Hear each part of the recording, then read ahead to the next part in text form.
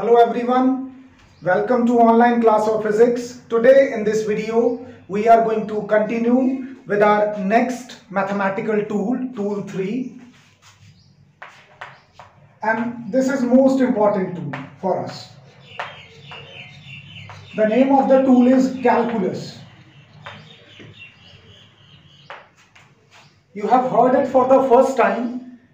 तो कैलकुलस के बारे में एक बेसिक नॉलेज पहले लेके चलते हैं। देखो बेटा, कैलकुलस जो है ये दरअसल ब्रांच ऑफ मैथमेटिक्स है। पहली बात तो मैं आपको ये बता दूं, किससे रिलेटेड है कैलकुलस? मैथमेटिक्स से रिलेटेड है। मैथमेटिक्स की एक ब्रांच है, जैसे अलजेब्रा, ट्रिग्नोमेट्री, स्टैटिस्टिक्स, ये सारी ब्रांचेस है ना। उसी तरह से कैलकुलस भी मैथ्स की एक ब्रांच है विच डील्स विद, किन चीजों से डील करती है? स्टडी ऑफ, किन चीजों की स्टडी करते हैं इस ब्रांच की हेल्प से? चेंजेस, जब कोई चीजों में बदलाव हो, और बदलाव जो है नेचर का एक पक्का रूल है कि ये तो होना ही होना है। Change is the law of nature, ये हमने कई बार सुना है। And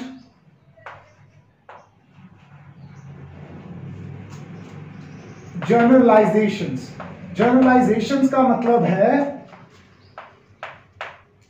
अकमुलेशन of quantities. अकमुलेशन होने का मतलब क्या होता है? इकट्ठा होना। देखो बेटा, फिजिक्स के अंदर हमने पूरे यूनिवर्स को स्टडी करना है। क्या ये पॉसिबल है कि आप पूरे यूनिवर्स को एक सिंगल शॉट में पढ़ सको? आपको कोई सिस्टम दे दिया, क्या आपके लिए पॉसिबल है कि उस सिस्टम को आप एक ही सिंगल शॉट में स्टडी कर सको? आप क्या करते हो, जो भी चीज आपको गिवन है आप उसके छोटे छोटे पार्ट्स बना लेते हो, ठीक है?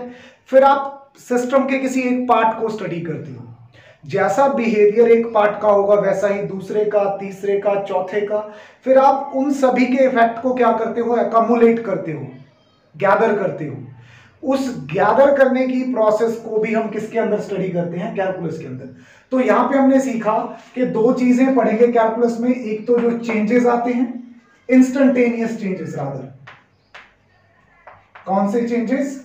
इंस्टेंट चेंजेस, तुरंत आते हैं, ठीक है? इंस्टेंट चेंजेस और जनरलाइजेशन, ये दो चीजें हम कैलकुलस के अंदर स्टडी करते हैं। तो in the heart of calculus दो चीजें हैं कैलकुलस की, यानी कि यहां पे दो सब ब्रांचेस हैं। पहली है यहां पे differentiation,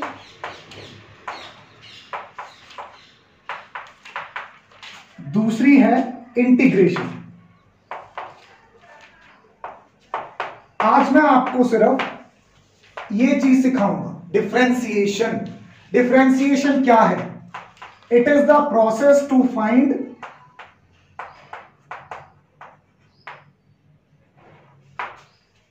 derivative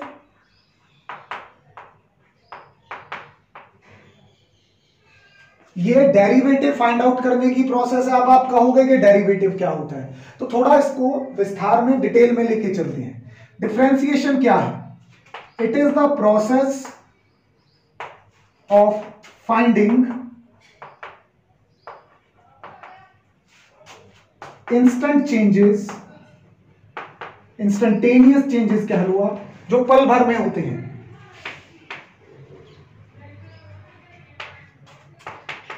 in a given quantity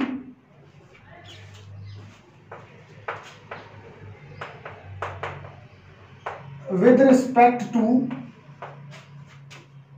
another quantity।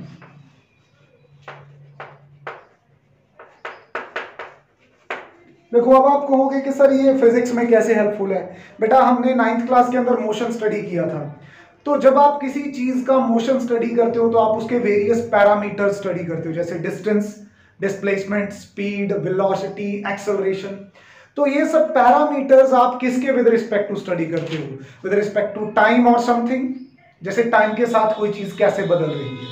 तो आप किसी चीज में बदलाव ढूंढ रहे हो, किसको साथ में रेफरेंस रख के? टाइम को साथ में रेफरेंस रख के, ठीक है? हमने डायमेंशनल एनालिसिस में ग्रेडियंट वर्ड पढ़ा था। तो ग्रेडियंट के अंदर हम क्या देखते थे, जब किसी चीज का ग्रेडियंट देखते थे तो हम किसी एक क्वांटिटी में चेंज देखते थे। क्या चेंज होने से? डिस्टेंस या हाइट चेंज होने से। तो डिस्टेंस के चेंज होने से अगर किसी क्वांटिटी में चेंज आए उसको क्या बोलते हैं? ग्रेडियंट। तो यहां पे उस चेंज को फाइंड आउट करने की प्रोसेस जो है मैथमेटिकल प्रोसेस, उसका नाम डिफरेंशिएशन है। सपोज कर लो कि मेरे पास कोई क्वांटिटी y है, is changing with respect to x। जैसे जैसे x बदल रहा है y भी बदल रहा है। तो y का डेरिवेटिव फाइंड आउट करेंगे with respect to x। y का डेरिवेटिव x के साथ फाइंड आउट कर लेंगे तो हमें क्या मिल जाएगा? ये चीज मिल जाएगी। ये जो मैं अभी लिख रहा हूं दिस इज मोस्ट इंपॉर्टेंट, तो मैं थोड़ा अलग कलर से लिखता हूं। How fast the change is occurring. देखो चेंज तो हो रहा है, बदलाव तो हो ही रहा है, लेकिन वो बदलाव कितनी तेजी से हो रहा है, इस चीज को फाइंड आउट करने के लिए आपको किसकी जरूरत है? आपको डिफरेंशिएशन की जरूरत है। जैसे y में बदलाव हो रहा है, किसके विद रिस्पेक्ट टू? x के विद रिस्पेक्ट टू, लेकिन कितना तेजी से हो रहा है ये हमें कैसे पता चलेगा? जब y का डेरिवेटिव फाइंड आउट कर लेंगे, किसके विद रिस्पेक्ट टू? x के with respect to. Derivative of y with respect to x। अब ये इतनी बड़ी चीज को इन शॉर्ट कैसे लिखते हैं?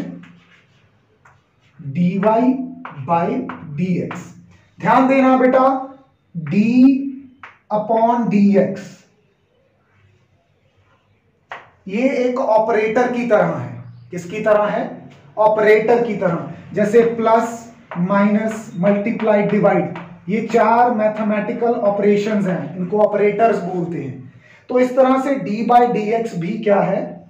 ऑपरेटर है। इसको बोलते कैसे हैं? Derivative of y with respect to x। बात समझ में आ गई? तो यहां पे y कुछ भी हो सकता है, उसमें क्या फाइंड आउट करेंगे? चेंज फाइंड आउट करेंगे। चलो अब फिजिक्स में ऐसी क्या जरूरत पड़ गई इस चीज को इंट्रोड्यूस करने की, वो बता देता हूं फटाफट से। एक दो एग्जांपल शेयर करूंगा मैं आपके साथ, बस फिर आपको समझ आ जाएगी कि इसकी जरूरत कहां पे है। देखो सबसे पहले मैं यहां पे डिफाइन करूंगा किस चीज को? मैं यहां पे डिफाइन करूंगा, ये मैं इसकी क्या बता रहा हूं आपको? फिजिकल एग्जांपल्स बता रहा हूं।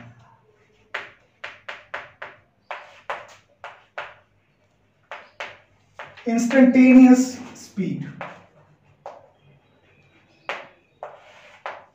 इंस्टेंटेनियस स्पीड क्या होती है? क्या डेफिनेशन होती थी स्पीड की? स्पीड को हम डिफाइन करते थे डिस्टेंस या डिस्प्लेसमेंट। स्पीड को टिपिकली करते थे डिस्टेंस पर यूनिट टाइम। ठीक है, तो इसको थोड़ा सा पॉलिश्ड वे में हम यहां पे क्या कह सकते हैं? The rate of change of distance with respect to time. WRT को मैं वैसे ही शॉर्ट फॉर्म में लिख रहा हूं, आप पूरी तरह से लिख दोगे। Is called instantaneous speed. वैसे ये तो आपने 9th स्टैंडर्ड में पढ़ा है कि एवरेज स्पीड में क्या होती है, इंस्टेंटेनियस स्पीड क्या होती है। इंस्टेंटेनियस का मतलब है उसी पल पे, जितने टाइम पे मैंने आपको, या जिस पॉइंट पे जर्नी के आपको मैंने पूछ लिया कि यहां पे या इतने बजे कितनी स्पीड थी, उसको इंस्टेंटेनियस स्पीड बोलते हैं। एवरेज स्पीड क्या होती है? पूरी जर्नी की स्पीड।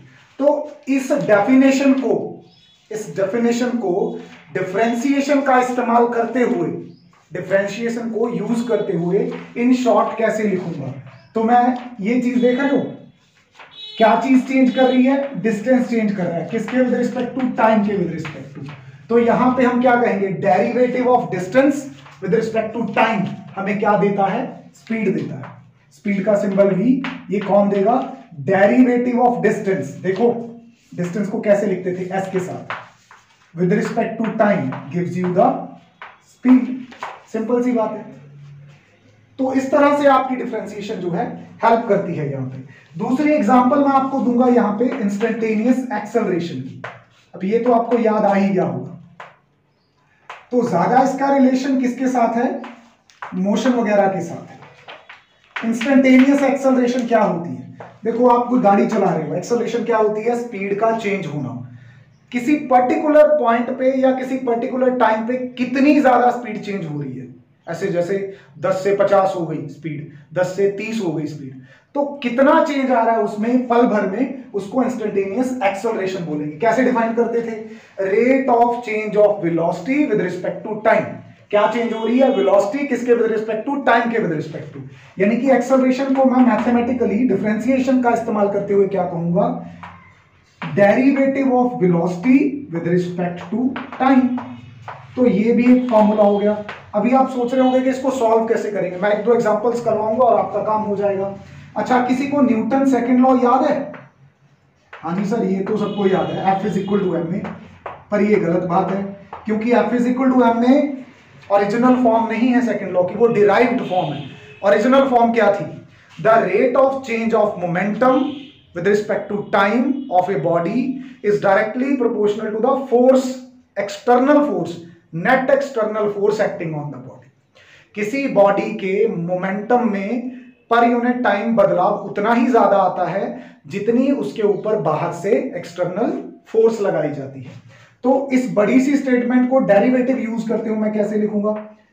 जो एक्सटर्नल फोर्स है दैट is defined as, या इक्वल टू लिख दो यहां पे, that is defined as derivative of momentum with respect to time। momentum तो आपको पता ही है, P is equal to m। तो ये जो डेरिवेटिव का कॉन्सेप्ट है, मोशन को, फोर्स के कॉन्सेप्ट्स को पढ़ने में हमारी बहुत सी हेल्प करता है। अभी यहाँ पे कुछ रूल्स सीखेंगे, मैं आपको बेसिक रूल्स बताऊंगा जिनकी जरूरत है, और कुछ बेसिक फॉर्मूलाज, फिर एक दो examples, and then we are done with this concept. तो फटाफट से सबसे पहले कर लेते हैं इसके रूल्स। रूल नंबर 1 क्या है? अगर आपको डेरिवेटिव फाइंड आउट करना है, यहां पे किसी के भी विद रिस्पेक्ट टू ले लो, कोई दिक्कत वाली बात नहीं है। फॉर एग्जांपल मैं देख रहा हूं derivative with respect to X, किसी ऐसी चीज का जिसमें एक कांस्टेंट के साथ कोई वेरिएबल क्वांटिटी है, सी वाई। सी यहां पे क्या है? कांस्टेंट। वाई कोई क्या है? वेरिएबल, जिसमें आपको चेंज फाइंड आउट करना है। यानी कि मुझे चेंज तो फाइंड आउट करना था वाई में विद रिस्पेक्ट टू एक्स, पर साथ में उसके कोई क्या पड़ा था? कांस्टेंट पड़ा था। तो हम जानते हैं कि कांस्टेंट्स क्या होते हैं? जिनमें कोई बदलाव नहीं आता। तो यहां पे ये कांस्टेंट वाई के साथ मल्टीप्लाई में ये बाहर आ जाएगा। इसको आपको कुछ नहीं करना, आपको सिर्फ डेरिवेटिव फाइंड आउट करना है। किसका? सिर्फ और सिर्फ वाई का। तो मेरे कहने का मतलब है कि कांस्टेंट डेरिवेटिव से क्या आ जाते हैं? बाहर, अगर वो मल्टीप्लाई में हो किसके साथ? किसी वेरिएबल के साथ। दूसरा, सपोज करो कि जिस फंक्शन का आपको डेरिवेटिव करना था उसमें एक सिंगल टर्म नहीं है, मल्टीपल टर्म्स है। जैसे पहली टर्म उसकी u है, यहां प्लस भी हो सकता है, माइनस भी हो सकता है, दूसरी टर्म v है, तीसरी टर्म w है। तो आपको यहां पे पता है क्या करना है? डिस्ट्रीब्यूटिव प्रॉपर्टी लगा देनी है। ये जो डेरिवेटिव है ये u के साथ भी आ जाएगा, v के साथ भी और w के साथ भी। तो सेकंड क्या बनेगा? d derivative of u plus minus derivative of v plus minus derivative of w। Simple है ना? तीसरा, और ये सबसे यूजफुल है जो बता रहा हूं अभी, डेरिवेटिव ऑफ, जब आपके यहां पे तो था कि दो या तीन टर्म्स, दो या तीन चीजें प्लस या माइनस में हो, लेकिन अगर वो मल्टीप्लाई में हो फिर आप क्या करोगे? जैसे u इंटू वी, दोनों बदल रहे हैं x के साथ, यहां पे आप डेरिवेटिव कैसे करोगे? तो यहां पे आप लगाओगे प्रोडक्ट रूल। प्रोडक्ट रूल क्या कहता है? ये हो गया आपका फर्स्ट फंक्शन u, ये v हो गया आपका second function.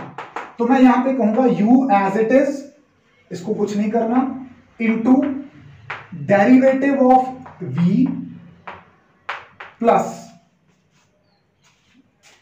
Derivative of first into second as it is. First as it is, derivative of second plus derivative of first into second as it is. एक को ऐसी छोड़ दिया, दूसरे का डेरिवेटिव, प्लस पहले का डेरिवेटिव दूसरे को ऐसी छोड़ दिया। सिंपल है, ठीक है। नेक्स्ट रूल जो मैं यहां पे आपको बताना चाहूंगा इज चेन रूल। इसकी कई बार जरूरत पड़ सकती है या इसको हम अवॉइड भी कर देंगे यहां पे, ठीक है। अगर कहीं ना पड़ी जरूरत तो विल स्किप दैट। अच्छा, सपोज करो यहां पे कि जो आपका z है, ठीक है, वो किसका फंक्शन है? वो फंक्शन है y का, और y आगे किसका फंक्शन है? x का। और आपको डेरिवेटिव फाइंड आउट करने के लिए कह दिया z का विद रिस्पेक्ट टू x, तो आप क्या करोगे? डायरेक्टली नहीं कर पाओगे। पहले तो आप डेरिवेटिव z का फाइंड आउट करोगे विद रिस्पेक्ट टू y, फिर आप y का डेरिवेटिव फाइंड आउट करोगे विद रिस्पेक्ट टू x। आपको चेन के हिसाब से चलना होगा।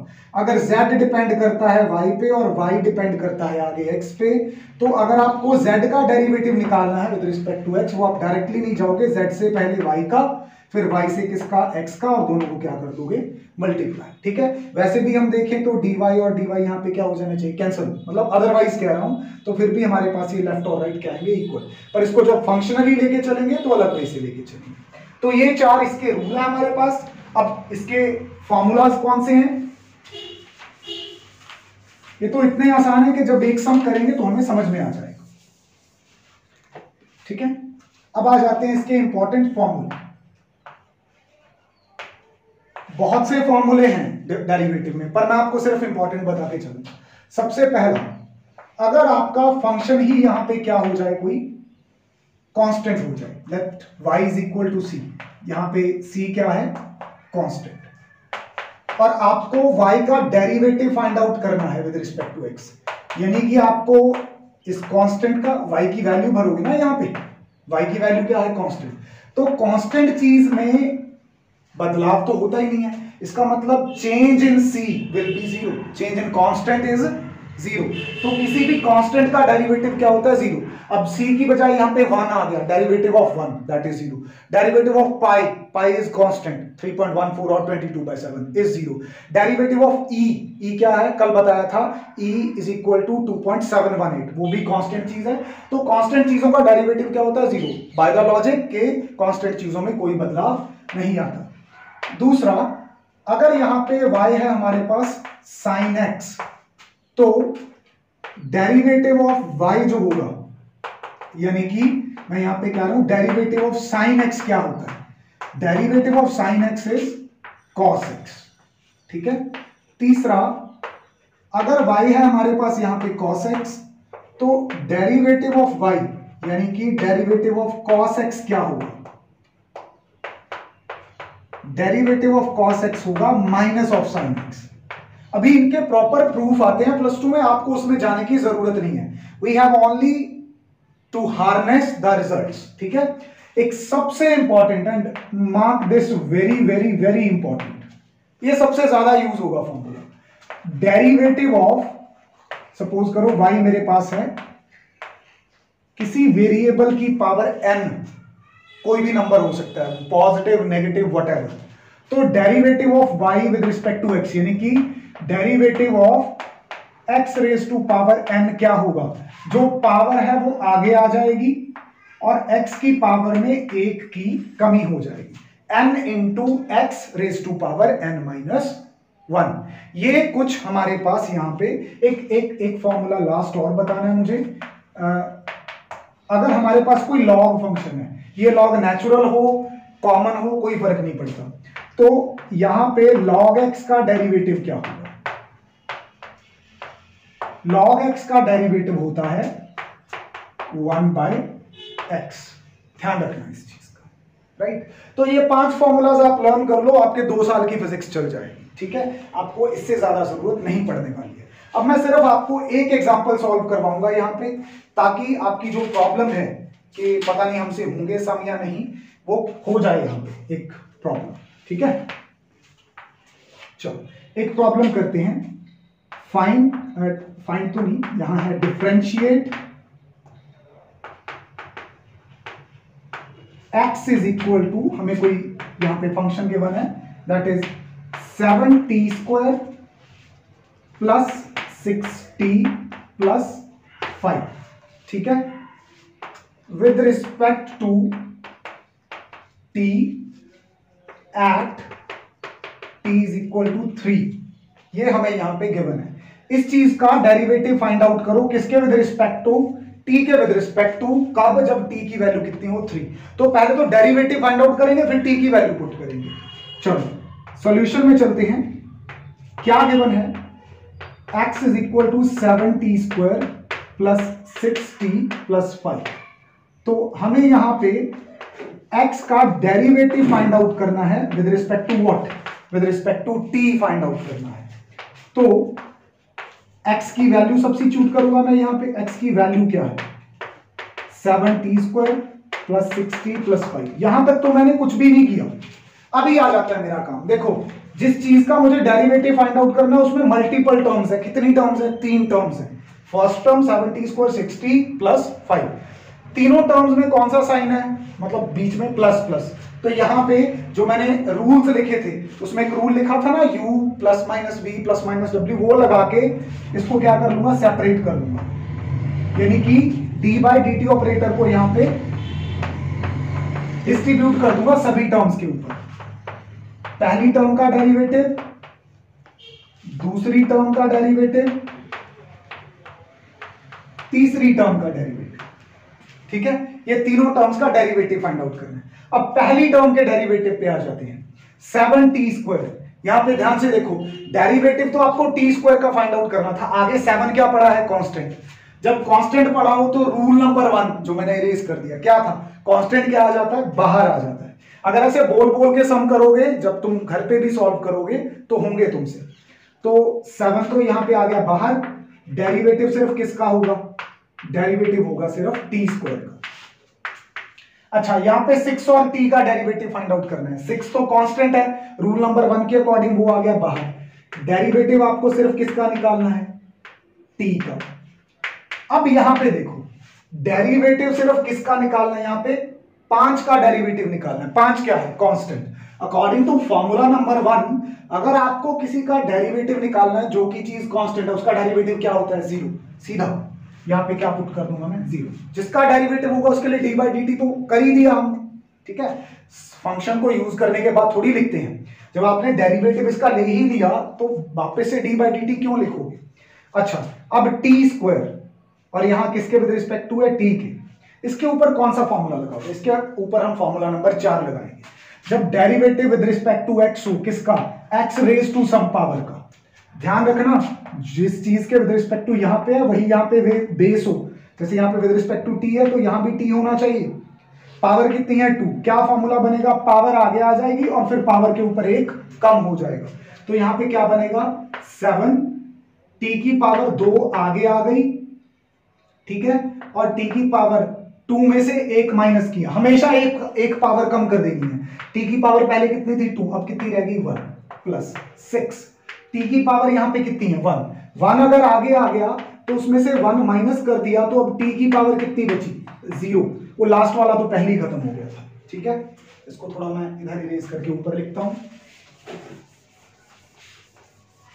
ठीक है, then 7 into 2t becomes 14t plus 6 into 1 into t raised to power 0, anything raised to power 0 becomes 1 plus 6।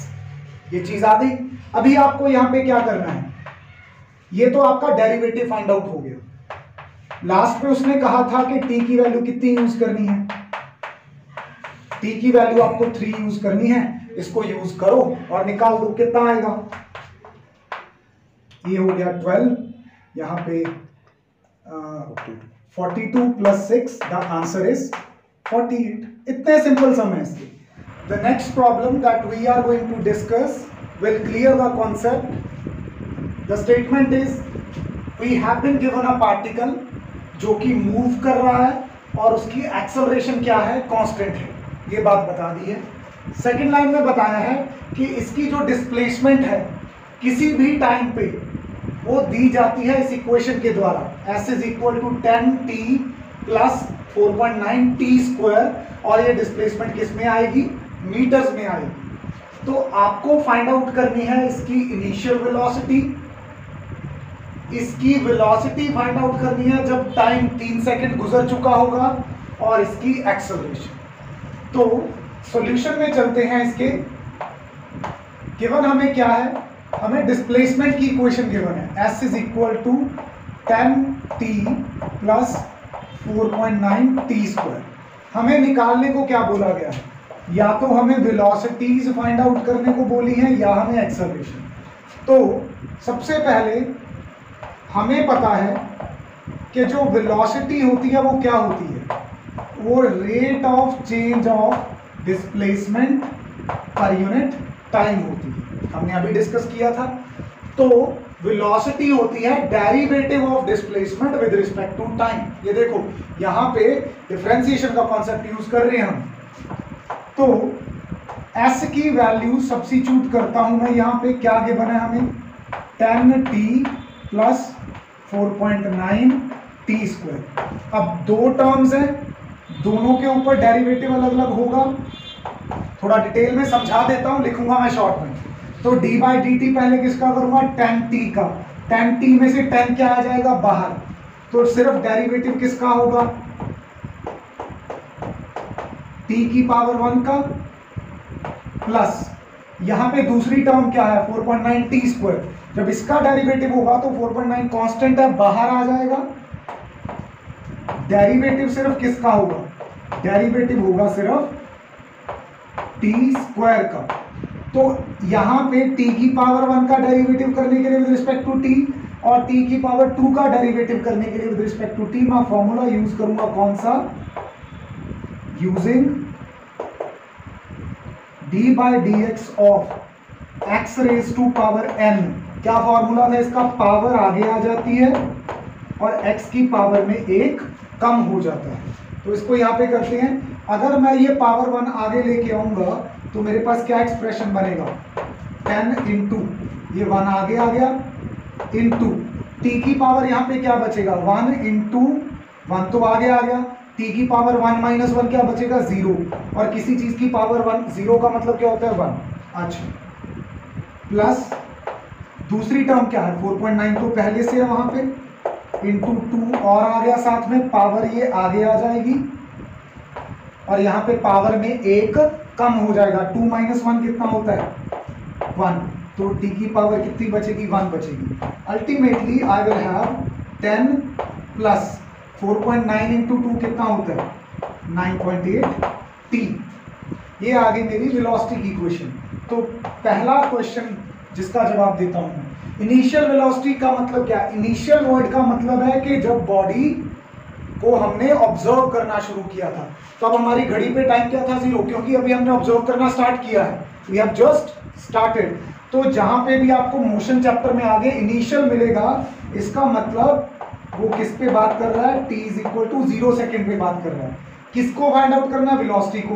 Velocity की इक्वेशन तो ये है, तो इसमें t की वैल्यू 0 पुट कर दो, क्या होगा 10 प्लस 9.8 इंटू 0, क्या आंसर आएगा 10 मीटर पर सेकेंड। सिंपल। दूसरा सवाल क्या था उसका कि वेलोसिटी तब फाइंड आउट करो जब टाइम कितना हो चुका होगा 3 सेकेंड। अब शुरू में बॉडी की वेलोसिटी 10 थी, आगे बढ़ी 1 सेकेंड, वो आगे बढ़ी 1 सेकेंड, वो आगे बढ़ी 1 सेकेंड, तीसरे सेकेंड पे उसकी स्पीड कितनी थी, तो t की वैल्यू 3 यहां भर दूंगा, 10 प्लस 9.8 इंटू 3, तो ये बन जाएगा 9.8 इंटू 3 बन जाएगा 29.4, उसमें 10 और ऐड कर दोगे तो कितना हो जाएगा 39.4 मीटर पर सेकेंड। दो सिंपल पार्ट हो गए इसके। तीसरा, एक्सेलरेशन फाइंड आउट करने को कहा है। एक्सेलरेशन का फॉर्मूला क्या होता है, एक्सेलरेशन होती है rate of change of velocity, यानी कि derivative of velocity with respect to time, क्योंकि rate of change find out करने का प्रोसेस क्या है, डेरिवेटिव फाइंड आउट करना। तो dv बाई dt। अब वेलोसिटी की इक्वेशन क्या है, वेलोसिटी की इक्वेशन क्या है, ये वाली 10 प्लस 9.8 t। अब दोनों टर्म्स का 10 का और 9.8 t का अलग अलग डेरिवेटिव फाइंड आउट होगा, बायदार रूल, ठीक है, u plus minus v plus minus w। तो जब 10 का डेरिवेटिव करूंगा, 10 इज अ कांस्टेंट, इसका डेरिवेटिव क्या हो जाएगा 0। दूसरी टर्म का डेरिवेटिव करूंगा 9.8 तो कांस्टेंट है, बाहर आ जाएगा। और इसे t की पावर 1 का डेरिवेटिव फाइंड आउट करना पड़ेगा। अब t की पावर 1 का डेरिवेटिव जरा रफ में करके देख लो। पावर 1 आगे आ जाती होती है और पावर में से 1 कम हो जाता है। 1 में से 1 कम करोगे यानी कि 1 - 1 0, और t किसी चीज की पावर 0 का मतलब 1, तो इसका मतलब t की पावर 1 का डेरिवेटिव कितना आएगा 1। तो 0 + 9.8 × 1 becomes 9.8 मीटर पर सेकेंड स्क्वायर। तो जहां पे भी आपको चीजें किसी पर्टिकुलर टाइम पे, देखो यहाँ पे 0 सेकेंड पे, यहाँ पे 3rd सेकेंड पे फाइंड आउट करनी थी, तो हम किसका सहारा लेते हैं, हम डेरिवेटिव्स का सहारा लेते हैं। एक लास्ट प्रॉब्लम आज की जो मैं आपसे डिस्कस करूंगा वो भी कुछ इसी तरह से है। सपोज करो आपके पास एक बलून है, आप उसको मुंह से फुला रहे हो, तो उसका क्या है, वॉल्यूम बढ़ता जाएगा, कॉन्टिन्यूसली वॉल्यूम क्या है, बढ़ता जाएगा। ग्रेजुअली का मतलब होता है धीरे धीरे आहिस्ता आहिस्ता बढ़ता जा रहा है। तो कहता कि कितनी तेजी से बढ़ रहा है ये फाइंड आउट करो। बढ़ तो रहा है लेकिन कितनी तेजी से ये फाइंड आउट करो। किसके विद रिस्पेक्ट टू, रेडियस के विद रिस्पेक्ट टू। कब, जब रेडियस कितना हो चुका हो, 2 यूनिट हो चुका हो। मतलब जब रेडियस बढ़ के बदल के 2 यूनिट हो चुका हो तब वॉल्यूम कितने यूनिट हो जाएगा ये पता करना है। हमें पता है कि यहाँ पे बलून की बात की गई है, बलून को मैं सेफली यहाँ पे स्फेरिकल लेके चल पड़ूंगा। तो स्फीयर का वॉल्यूम क्या होता है 4/3 πr³। तो यहाँ पे डेरिवेटिव, हमें तो rate of change of volume पता करना है ना, रेट ऑफ इंक्रीज मतलब रेट ऑफ चेंज, किसके विद रिस्पेक्ट टू, किसके विद रिस्पेक्ट टू, रेडियस के विद रिस्पेक्ट टू। तो इसका डेरिवेटिव करो 4, यहाँ पे d/dr में v की वैल्यू पुट करेंगे, v की वैल्यू कितनी है 4/3 πr³। अच्छा 4/3 और पाई तो कांस्टेंट है, बाहर आ जाएंगे। डेरिवेटिव सिर्फ किसका होगा, डेरिवेटिव होगा सिर्फ r की पावर 3 का। अब हमें पता है कि by the formula x⁻n power आगे आ जाती है और पावर में से 1 कम। I told you this formula is highly important. ठीक है, तो पावर 3 इसकी आगे ले आओगे आप और पावर में से 1 कम कर दोगे, तो क्या बनेगा डेरिवेटिव 4/3 और पाई तो पहले से ही पड़ा था, 3 आगे आ गया और r की पावर अभी 1 कम हो गई। 3 में से 1 कम किए तो कितने बचे 2, 3 से 3 कैंसल, यहाँ पे आ गया 4πr²। r की वैल्यू कितनी दी हुई है, r की वैल्यू दी हुई है 2 यूनिट्स। तो यहाँ पे r की वैल्यू सब्स्टिट्यूट कर दो, 4π2 का क्या आ गया स्क्वायर, 2 का स्क्वायर कितना होता है 4, 4 × 4 क्या हो गया 16। तो आंसर आता है हमारा 16π। जब रेडियस 2 यूनिट हो चुका होगा तो जो rate of increase of volume है वो 16π होगा।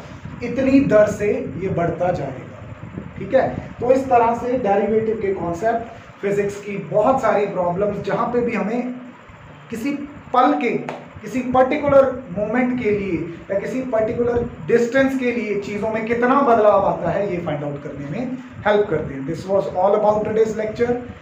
Let's meet in the next video. Till then take care of yourself. Good bye.